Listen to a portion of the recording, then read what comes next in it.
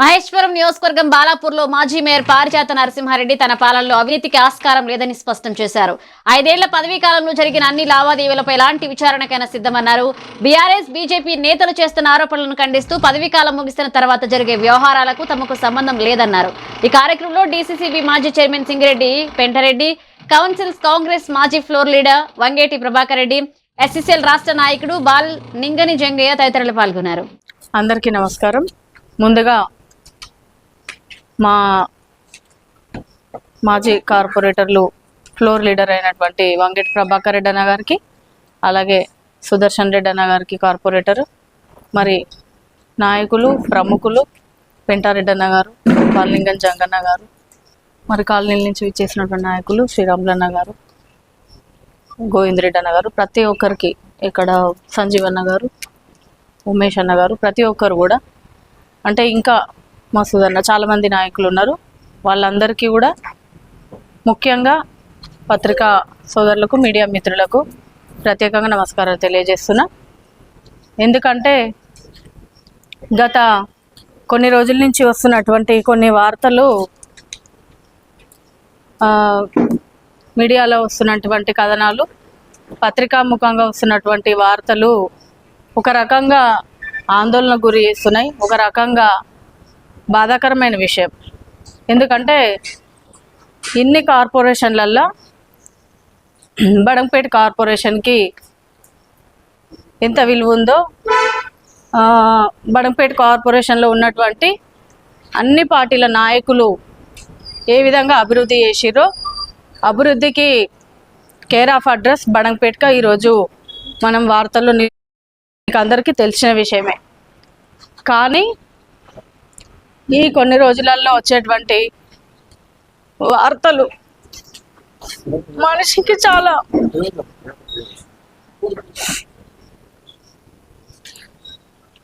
అంటే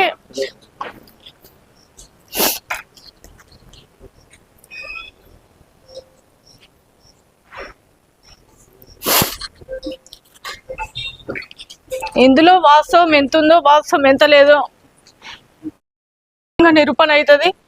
కానీ ఒకసారి పేపర్లో కానీ మీడియాలో కానీ వచ్చినటువంటి వార్తలు ఒకంత నాకనే కాదు, ఈరోజు నా గురించి నేను ఆలోచిస్తలేను. నేను ఎందుకంటే 5 సంవత్సరాలు ఎంత స్టాండర్డ్గా పనిచేసినో మీకు అందరికీ తెలుసు.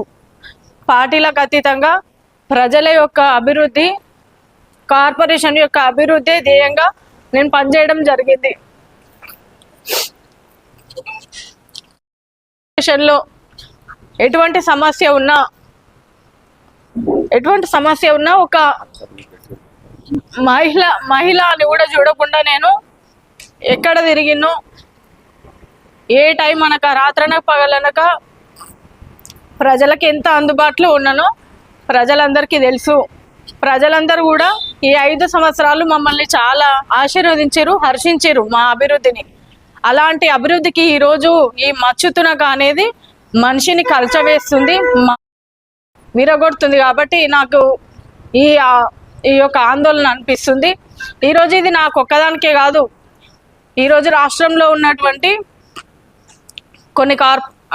రాష్ట్రంలో ఉన్నటువంటి కార్పొరేషన్లకు బాధ్యత వహిస్తున్నటువంటి మహిళా మేయర్లు అనుకోండి, చైర్మన్లు అనుకోండి, ఎవరైనా అంటే ముందుకొచ్చి చేయాలన్నా కూడా ఈరోజు ఒక ఇబ్బందికరం పడే పరిస్థితి ఏర్పడొద్దని ఈరోజు నేను మీడియా ముఖంగా రావడం జరిగింది. ఎందుకంటే వార్తలలో వస్తున్నటువంటి కథనాలకి సమాధానం చెప్పే బాధ్యత నాది. ఒక కార్పొరేషన్కి సంబంధించినటువంటి చైర్మన్గా, మేయర్గా, మొట్టమొదటి మహిళా మేయర్గా ఈ కార్పొరేషన్ నాకు ఆశీర్వాదం ఇచ్చింది. కార్పొరేటర్గా గెలిపించి ఒక మేయర్ సీట్లో కూర్చోబెట్టి,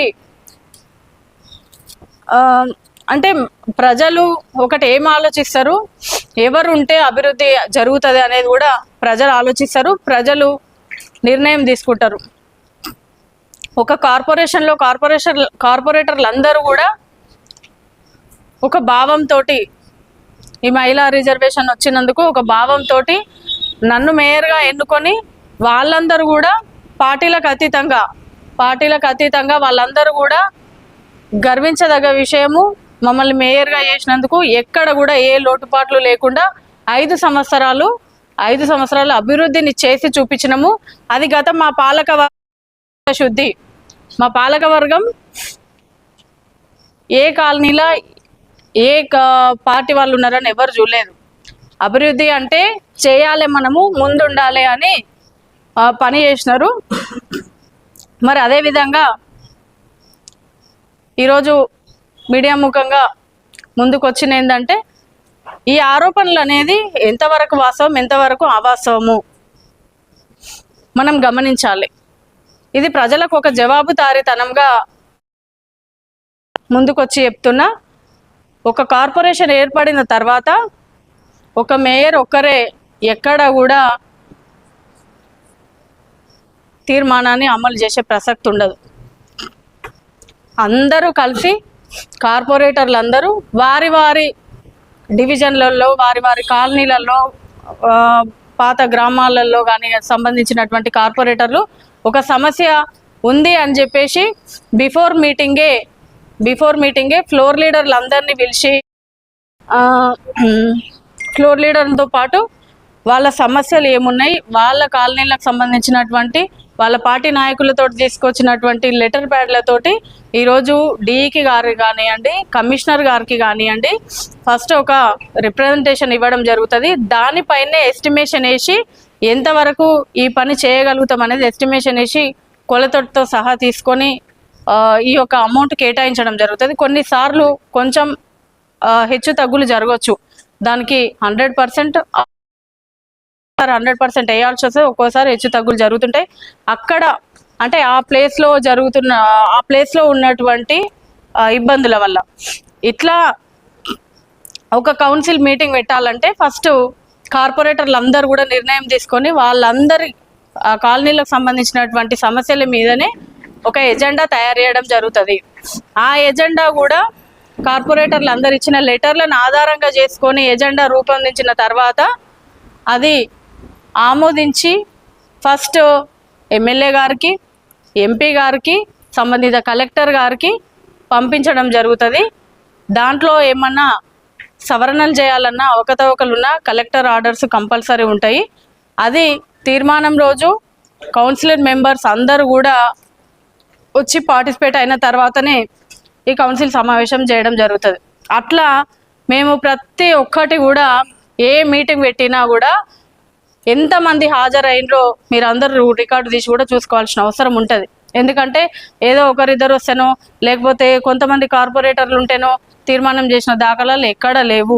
100% అన్ని మీటింగ్లకి 100%కి 99.9% హాజరైన సభ్యులు ఏకగ్రీవంగా తీర్మానం ఆమోదిస్తేనే ఈ తీర్మానము మళ్ళీ కలెక్టర్ అప్రూవల్ కోసం పంపించడం జరుగుతుంది. కలెక్టర్ అప్రూవల్ తర్వాత వచ్చినాక టెండర్ ప్రక్రియని విడతల వారీగా టెండర్ ప్రక్రియను తీసుకొని పంపించడం జరుగుతుంది. దీంట్లో ఎవరు ఎటువంటి అవినీతికి పాల్పడినా ప్రత్యక్షంగా ఈ యొక్క ఎజెండాకి కట్టుబడి ఉంటాం. ఎజెండాలో పొందుపరిచిన అంశాలే తప్ప మిగతా అంశాలు చేయడానికి ఎక్కడ కూడా ఆస్కారం లేదు. 2019 చట్టం ప్రకారము ఒక కలెక్టర్కి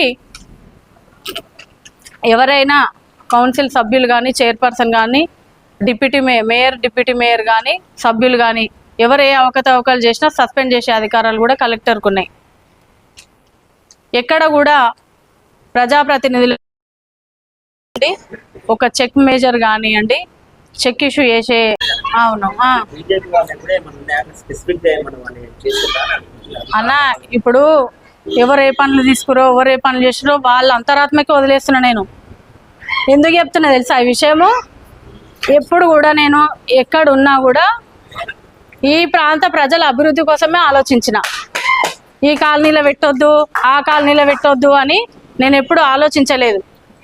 ఒక కాలనీ మనకు ఫేవరు, ఇంకో కాలనీ మనకు ఫేవర్ కాదని ఆలోచించలేదు. కాకపోతే కొన్ని సందర్భాలలో కొన్ని కాలనీలలో రోడ్లు వేయాలనుకున్నప్పుడు దానికి సరిపోయినటువంటి అండర్ గ్రౌండ్ డ్రైనేజ్ ఉందా, వాటర్ పైప్ లైన్ ఉందా, ఈ రెండు చూసి మాత్రం రోడ్లు అవి అయినాకనే పెడతామనే ఒక్క కండిషన్ మాత్రం పెట్టొచ్చు. ఎందుకంటే ఒక సర్పంచ్గా చేసినటువంటి అనుభవం ఉంది నాకు, ఒక మేజర్ గ్రామ పంచాయతీకి సర్పంచ్ చేసినటువంటి అనుభవం ఉంది కాబట్టి అవి పెట్టొచ్చు. కొన్ని అవసరం అనుకుంటే వేయొచ్చు. కానీ నేను పర్టికులర్గా ఇదే చేసిన, పర్టికులర్గా అదే చేసిన అంటే 5 సంవత్సరాలు కార్పొరేటర్లుగా వాళ్ళు ఉన్నారు కదా, వాళ్ళ డివిజన్లలో వాళ్ళ కాలనీలకు సంబంధించి ఎన్నిసార్లు కాలనీ మెంబర్స్ తోటి మీటింగ్ పెట్టిరు, ఎన్నిసార్లు కాలనీ వాళ్ళని పిలిచిరు, వాళ్ళకి తెలవాలి, వాళ్ళ అంతరాత్మకు తెలవాలి. అవన్నీ అవి నేను మళ్ళీ చెప్పడం అనేది హాస్యాస్పదం అవుతుంది. ఇంకొకటి ఒకటి కంక్లూజన్ అన్న అలా ఇవి పట్టించుకోకపోతే 5 ఏళ్ళు మీరెందుకు పని చేసిరు? సరే మీ వార్డులలో అభివృద్ధి మీరు ఏలే మేయర్ ఒకటే చేసిందని ఒప్పుకోరు. మళ్ళా మీరు పట్టించుకోకపోతే ఆ డివిజన్లను కూడా నేనే పట్టించుకొని అభివృద్ధి చేసినాను ఒప్పుకోరు. మరి అదే చెప్పబోతున్నా. కంక్లూజన్ ఏంటంటే ఇది ఒకటే బాధాకరమైన విషయం ఏంటంటే గవర్నమెంట్ స్కూల్లో 40 లక్షలు పెట్టి ఖాళీ చేసిరని మాట్లాడుతారు. ఇక అంతకంటే నీచమైన దిగజారుడు మాటలు అయితే ఇంకో వ్యక్తులకు రావు. ఇక ఆ వ్యక్తి వచ్చిండంటే ఇక ఆ వ్యక్తి ఎసంటోడో మీకు కూడా తెలియాలి. ఎందుకంటే ఇక జెండాలు జింపుడు ఆ కటౌట్లు జింపుడు వాళ్ళకి అలవాటే. అట్లా కూడా బట్టలు కూడా జింపుకుంటారు వాళ్ళు. ఇక ఏం చేస్తాం? ఇప్పుడు ఎందుకు చెప్తున్నా ఈ మాట అంటే అదే చెప్తున్నా 40 లక్షలు మేమేం చేసినాము.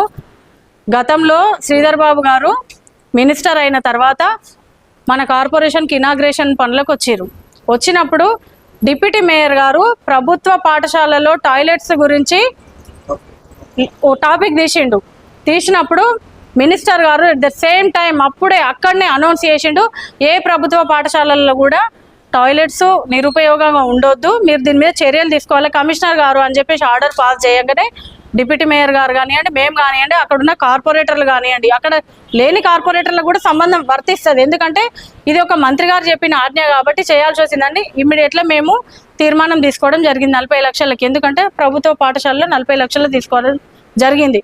కానీ ఈ నాయకుడు ఏం చేస్తాడంటే తీర్మానం అయిన తెల్లారే ఇవాళ తీర్మానం అయితేనే ఉంది, రేపటి నుంచే పనులు జరగలే, 40 లక్షలు పోయినాయి, పనులు జరగలేదు, 40 లక్షలు ఎక్కడ పోయినాయిరా బాబు? 40 లక్షలు ఏడికి పోయినాయి? అసలు టెండరే కాలేదు. అప్పటికి ఆయన వార్తలకు ఎక్కినప్పుడు టెండర్ కాలేదు. లాస్ట్ డిసెంబర్లో టెండర్ అయింది, వర్క్ స్టార్ట్ చేస్తారు. 25లో టెండర్ అయింది, అగ్రిమెంట్ అయింది. Just 2-3 months back work start చేసిర్రు వీళ్ళు, ఎవరు కాంట్రాక్టర్. అది కూడా డిఈ గారు అధిక ఆదేశాల మేరకే గవర్నమెంట్ టాయిలెట్లు మళ్ళీ పిల్లలకి ఎడ్యుకేషన్ స్టార్ట్ అయితే ఇబ్బంది అవుతుంది, స్టార్ట్ చేయండి అన్నప్పుడు ఒక టాయిలెట్ని కొద్దిగా ఆపి ఇంకొక టాయిలెట్ చూసేది. ఎందుకంటే 500-600 మంది పిల్లలు ఒకటేసారి ఇంటర్వెల్ టైంలో బయటికి పోలేరు. ఏ బహిరంగ ప్రదేశాలలో పోతారు? ఒక సైడ్ ఆపి ఒక సైడ్ చేస్తాని వాళ్ళు నిర్ణయం తీసుకున్న అది అధికారులు ఉన్నప్పుడు జరిగింది. కానీ గత సంవత్సరం నుంచే ఎప్పుడైతే మన ఇది తీర్మానం అయినప్పటి నుంచే అవి 40 లక్షలు అవినీతి 40 లక్షలు అవినీతి. జాగ్రత్త నోరు. ఎందుకు చెప్తున్నా అంటే తెలుసుకొని మాట్లాడు, తెలియకుండా పిచ్చి కూతలు ఊయొద్దు. కండవలు జెండాలు చింపినట్టు బట్టలు చింపుకొని అరుస్తే టెంట్లు వేసుకొని కూర్చుంటే నేను సమాధానం చెప్పను. నేను ఒక డిగ్నిటీ పర్సన్ని, తెలుసా ఆ విషయం. ప్రభుత్వ పాఠశాలలు కూడా ఒక వెన్నుముక లాంటి. మన పేద బడుగు బలహీన వర్గాల పిల్లలే ప్రభుత్వ పాఠశాలలకు వెళ్తారు. కానీ ఈరోజు అట్లా లేదు. మిడిల్ క్లాస్ పిల్లలు కూడా వెళ్తున్నారు. ఎడ్యుకేషన్ సిస్టమ్ పెరిగింది, క్వాలిటీ పెరిగింది, పిల్లలు మిడిల్ క్లాస్ వాళ్ళు కూడా వెళ్తున్నారు. కానీ వాళ్ళకుండే బడ్జెట్ తోటి వాళ్ళకి చేయాలంటే ఎడ్యుకేషన్ డిపార్ట్మెంట్లో వచ్చే ఫండ్స్ సరిపోవు. ఈ రిజల్ట్ అనేది అంటే స్ట్రెంత్ అవుతుంది కదా, విద్యార్థులు అనేది అదనంగా పెరుగుతున్నారు కాబట్టి అనేకమైనటువంటి భారము ఎడ్యుకేషన్ సిస్టమ్ ఉంటుంది. వాళ్ళ నిధులతోటి ఒక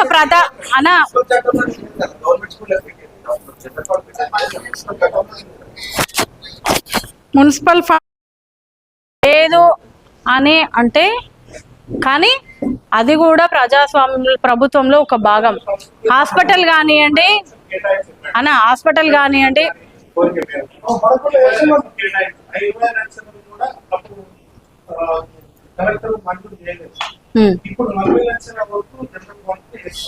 నేను చెప్తున్నా ప్రభుత్వంలో ఇది కూడా ఒక భాగమే.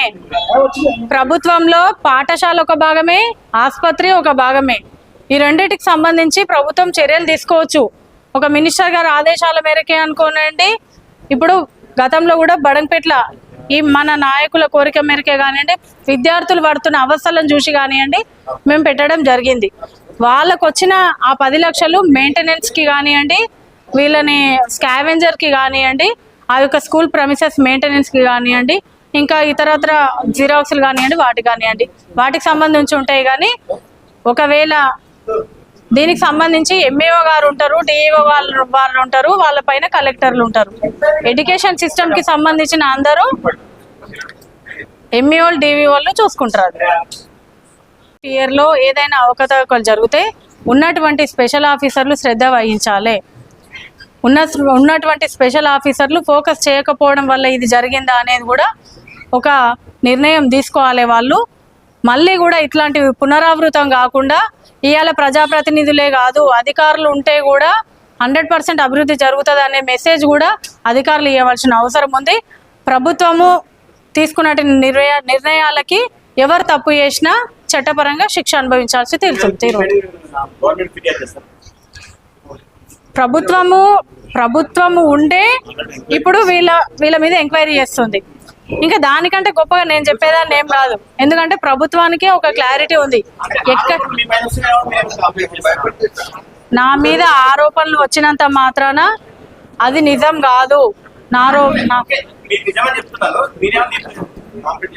దీనిపైన నేను ఎటువంటి కంప్లైంట్ నేను పై వాళ్ళకి చేయాల్సిన అవసరం లేదు. ఎందుకంటే వాళ్ళకు కూడా తెలుసు ఒక 20 ఉన్నా కాబట్టి ఏది తప్పు ఏది ఒప్పు చూసి నడుచుకునేటువంటి వ్యక్తి చిగిరింత పార్యత నరసింహారెడ్డి అని మా పార్టీ పెద్దలందరికీ కూడా తెలుసు. వాళ్ళు నా మీద ఉన్నటువంటి నమ్మకంతో ఈరోజు నేను పదవిలో ఉన్నా లేకున్నా పార్టీకి కట్టుబడి ఉంటా, పార్టీ నిర్ణయాలకు కట్టుబడి ఉంటా. ఇక అదనంగా దొరుకుతారు అని చెప్పేసి కౌంటర్ వేసి అయితే నేనేం చెప్పినా తోటి రిజల్ట్ తీసుకున్నాక అసలు ఇది ఇంకా ఎంబీ రికార్డే కాలేదు మేడం. మొత్తం పని కూడా ఫుల్ ఫ్లెడ్జ్గా కూడా పని కాలేదు, పని జరుగుతూ ఉంది. ఎందుకంటే ఇది మేము సర్పంచ్ ఉన్నప్పుడు కట్టినటువంటి టాయిలెట్స్లు గట్టిగా ఉన్నాయి. ఒకవేళ పని చేస్తూ ఉంటే ఏమైనా డ్యామేజ్ అయితే మొత్తం కూలగొడదాము, లేదంటే కొంచెం మోడర్న్గా బేస్ చేసుకొని చేద్దాము. కానీ 40 లక్షలు అనేది కాదు, ఓన్లీ 31 లక్షకు సంబంధించినటువంటి 31 లక్షనే ఈరోజు టెండర్లో వచ్చింది. మరి 31 లక్షలతోటి మోడర్న్గా మన నల్లాలు కానివ్వండి, వాష్ ఏరియాలు కానివ్వండి, అన్నిటిని అభివృద్ధి చేస్తామని కాంట్రాక్టర్ చెప్తే డి గారు పరిశీలించారు. అది ఇంకా ఎంబీ రికార్డు ఇప్పటికీ కూడా ప్రస్తుతం కూడా ఎంబీ రికార్డు కాలేదు. అట్లాంటిది 40 లక్షలు తిన్నారు అంటే మరి నువ్వు తినాలనుకుంటున్నావేమో, అందుకే ఇంకోరి మీద అబాండం వేస్తున్నావు. అందులో మన కమిషన్ కావాలని అడుగుతుర్రేమో వాళ్ళ కోసం, అది తెలియదు మనకి. వివరణ ఇచ్చారు కదన్నా, అధికారులు వివరణ ఇచ్చారు కదా. నేనైతే ఇప్పుడు అధికారులు వివరణ ఇచ్చిన తర్వాత, అధికారులు చెప్పిన తర్వాత అన్నా ఏ ఒక్కరు కూడా నిలదీసిన సంఘటనలు లేవు. ఒక్కసారి సమావేశంలో ఏం జరిగిందంటే ఒక కార్పొరేటర్కు, బీజేపీ కార్పొరేటర్కు సంబంధించి అందరికీ ఒక తీరు పెడితే మాకు 20 లక్షల రూపాయలు తక్కువ పెట్టేందు కానీ ఒకసారి బైకట్ చేయడం జరిగింది. ఈరోజు శివరెడ్డి మాట్లాడుతాడు, నీతివంచన లేకుండా మాట్లాడుతుంది. ఈరోజు ఆయన శివరెడ్డి ఏం పని చేయించుకోలేదు. బీజేపీ వాళ్ళు ఒకరిద్దరు లేరు కదా, 10 మంది కార్పొరేటర్లు ఉన్నారు. వాళ్ళు బీఆర్ఎస్ వాళ్ళు 14 మంది ఉన్నారు, మేము 7 మంది ఉన్నాం. మనం 7 మందితో అయితే తీర్మానం జరగదుగా, సిఆర్ అయితే పాస్ కాదుగా.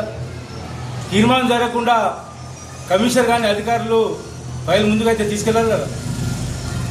ఒకటి గమనించాలి మీరు కూడా, ప్రెస్ మిత్రులందరూ కూడా.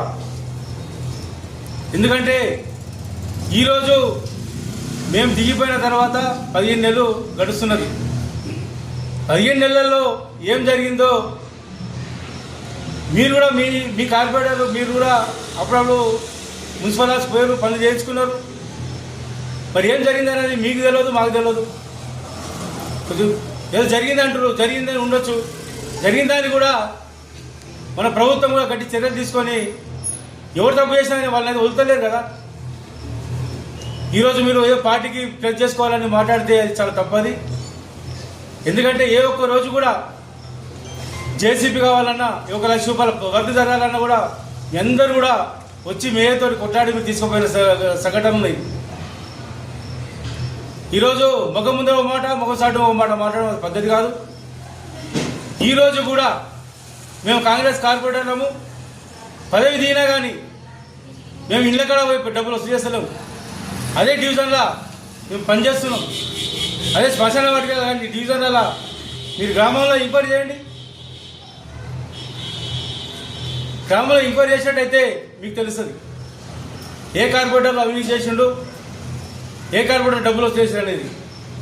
నీతి మాట్లాడితే కాదు. స్కూల్ మీద బాలపూర్ గవర్నమెంట్ స్కూల్ మీద ధర్నాలు పెడతారు, ప్రెస్ మీట్లు పెడతారు. 40 లక్షలు తీర్మానం చేసింది మేయర్ అధ్యక్షతన, డిప్యూటీ మేయర్ గారు ఉన్నారు, కార్పొరేటర్ అందరూ. అది వాస్తవం. టెండర్ అయింది, పని స్టార్ట్ అయింది. పని కూడా పూర్తి కాలేదు. 13-14 లక్షల పని కూడా చేయడం జరిగింది. అవినీతి జరిగిందంటే ఒకటి గమనించాలి సోదరులు అందరూ. ఎంబీ రికార్డ్ అయినాక నీకు చెక్కు పాస్ అయిన తర్వాత నీకు తేలేదు అవినీతి జరిగిందని. ఎంబీ రికార్డే కాకపోయా అవినీతి ఎట్లయితుంది? ఏమన్నా తెలుగుని మాట్లాడుతున్నా, తెలుగుగా మాట్లాడుతున్నా వీళ్ళు బీజేపీ వాళ్ళు. ఒకటి గమనించాలి మీరు. ఎందుకంటే ఒకటే దాని మీద 3 సార్లు ప్రెస్ మీట్ ఇప్పటి నేను ఇంటున్నాం. ధన్యవాదాలు పెట్టారు, ప్రెస్ మీట్ పెట్టారు. మేము కూడా అవినీతి సహించాం. మేము స్కూల్లో డెవలప్ కావాలని పెట్టాం. కేఎల్ఆర్ గారికి పోయి ఆ రోజు అట్టగా దిగ్గుమతి చేసుకొని మేయర్ ఉండేప్పుడు 40 లక్షలు పెట్టింది వాస్తవం. అవినీతి జరిగినప్పుడు ప్రభుత్వం కూడా ఊగుంటలేదు కదా. కాంగ్రెస్ పార్టీ ఎప్పుడు అవినీతిని సహించదు. బీజేపీ వాళ్ళు చెప్పిందో మాట నీతులు, చేసేది ఒకటి. నేను ప్రెస్ ముందరే చెప్తున్నాను, మేము పనికి ముందుంటాం, వసూళ్ళకు ముందుంటాం.